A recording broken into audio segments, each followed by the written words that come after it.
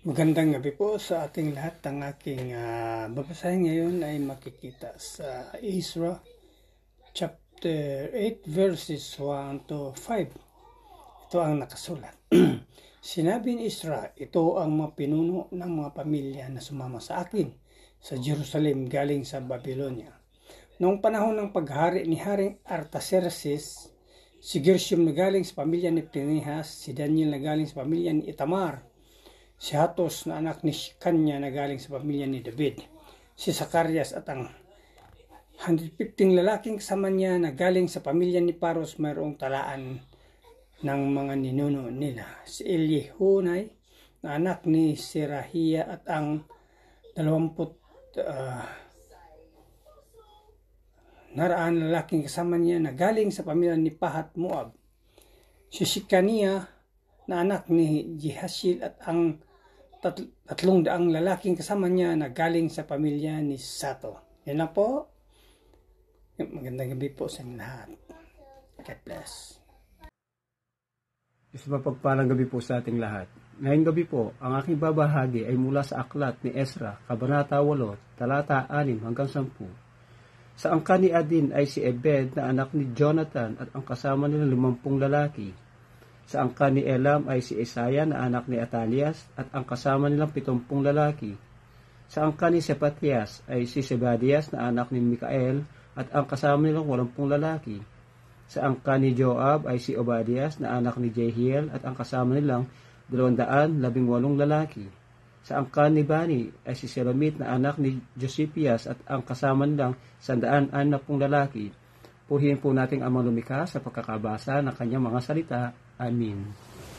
Isang mapagpalang gabi po sa ating lahat. Ang aking pong babasahin ngayon mula sa libro ng Ezra chapter 8 verses 11 to 15. Si Zacarias na anak ni Bebay at ang 28 lalaking kasama niya na galing sa pamilya ni Bebay, si Johanan na anak ni Hakatan at ang 110 lalaking kasama niya na galing sa pamilya ni Asgad, si Eliphelet, si Jeuel at si Zemaias at ang 60 lalaking kasama nila na galing sa pamilya ni Adonikam, si Utay at si Zakur at ang 70 lalaking kasama niya na galing sa pamilya ni Bigvai.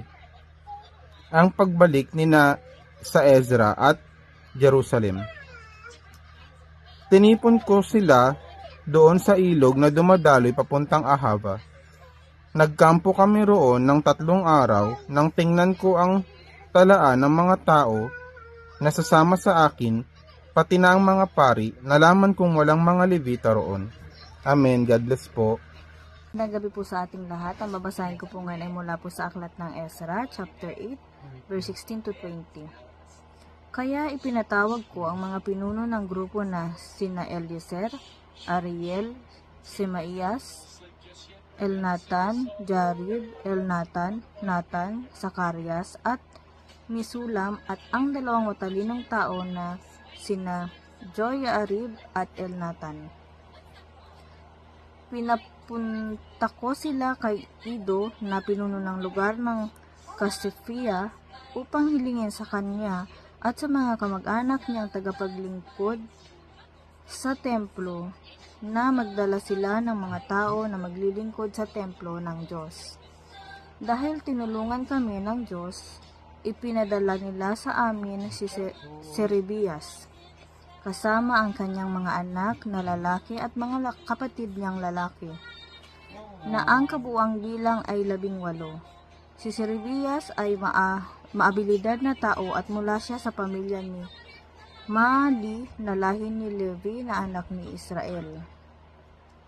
Ipinadala rin nila si Habias at ang mga kapatid at mga pamangkin nitong lalaking 20 ang bilang, kasama si Jesaias na galing sa pamilya ni Merari. Ipinadala pa nila ang 220 tagapaglingkod sa templo. Ang mga tagapaglingkod sa templo ay pinili noon ni Haring David at ng mga hari at ng mga opisyal niya upang tumulong sa mga Levita. Nakalista lahat ang mga pangalan nila. Amen. God bless po. Magandang gabi po sa ating lahat ng aking isi-share sa ating devotion ay makikita sa Ezra chapter 8 verses 21 to 25. Ito ang sinasabi. Doon sa tabi ng ilog Ahava, sinabi sa grupo na mag-ayuno kami at magpakumbaba ng mga sarili namin sa presensya ng aming Diyos para hilingin sa Kanya na ingatan kami sa paglalakbay, pati ang aming mga anak at mga ari-arian, sapagkat nahiya akong humingi sa hari ng mga sundalo at mga bayo sa pagbabantay sa amin laban sa mga kalaban habang naglalakbay kami. Dahil sinabi na namin sa hari na tinutulungan ng aming Diyos ang lahat ng pagtitiwala sa Kanya. Pero galit na galit siya sa mga nagtatakwil sa Kanya. Kaya nag-ayuno at nanalangin kami sa aming Diyos na ingatan niya kami at tinugon niya ang dalangin namin. Pumili ako ng 12 tao mula sa mga namumunong pare, hindi kabilang sina Sherebia, Hashabia at ang 10 na kamag-anak nila. Pagkatapos ipinagkatiwala ako sa kanila ng walang kulang ang mga pilak, ginto at mga kagamitang ibinigay ng hari at ng mga tagapayo niya at mga opisyal at ng maraming Israelita bilang tulong sa templo ng aming Diyos. Ilan po, maraming salamat. God bless. Hello po, good evening. Ang aking Bible verse for today is from the book of Ezra, chapter 8, verses 26 to 30.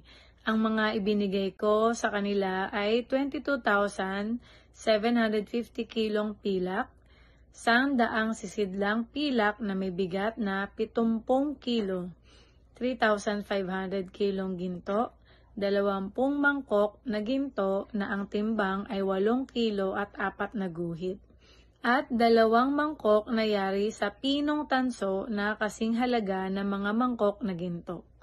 Sinabi ko sa kanila, kayo'y banal sa harap ni Yahweh, ang Diyos ng inyong mga ninuno.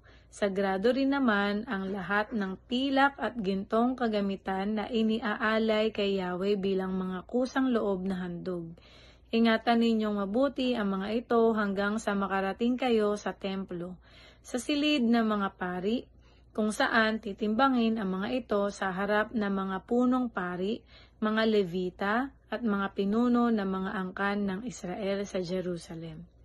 Pinamahalaan nga ng mga pari at mga Levita ang mga ginto, ang mga pilak at ang mga lalagyan. Kinuha nila ang mga ito at dinala sa templo ng aming Diyos sa Jerusalem. Amen. Ang mabuting balita ng ating Panginoon. Po ay ibinabalik natin ang isang mataas na papuri sa ating Panginoon sa ibinigay muli sa ating pagkakataon na tayo po ay makapagbasa ng Biblia na ginagawa po natin sa bawat araw. Ito po isang favor ng ating Panginoon. Sa Ezra chapter 8 verse 31 to 36 ay makikita po natin dito na si Ezra, habang sila ipabalik mula doon sa pagkabihag patungong Jerusalem, ay nandun po yung napakahaba po ng lakbayin nito, At ang paglalakbay po nung panahon noon ay hindi po ito basta-basta safe, At napakaraming masasama sa kalsada, kumbaga talagang walang kasiguruduhan, talagang may kapahamakan, Pero dito makikita natin na dahil sa tulong ng Panginoon ay nakarating po sila ng matiwasay at maayos at ligtas, na wala nangyaring hindi maganda sa daan. At dito po natin makikita na napakarami pong kayamanan na nadala nila.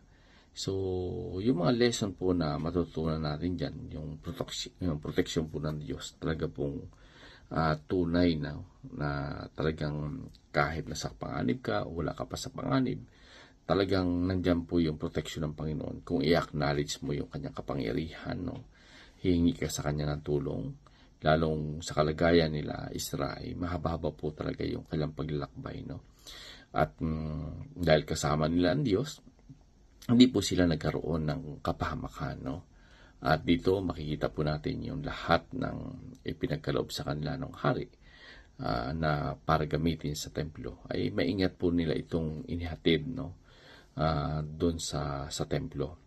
At dito makikita natin na yung lahat ng mga utos ay sinunod po nila, At nakipag-ugnayan din po sila doon sa mga otoridad do sa gawain ng Diyos. Dahil nga po may sulat yung hari para do sa mga namumuno. So, ibig sabihin po talagang ibinigay naman po nila yon. So, dito po natin nakita na dahil do sa sulat ng hari, sila po ay sinuportahan ng mga pinuno do sa paligid. At dito, makikita po natin yung kabutihan ng Diyos ay talaga pong napakabuti, no? Talagang tinutupad ng Panginoon yung kanyang pangako sa mga Israelita na muli silang ibabalik, no?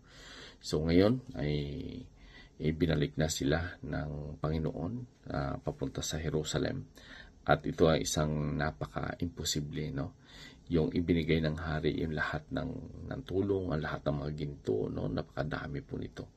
At ang Panginoon lang po ang may kakayahan yan na hipuin yung tao.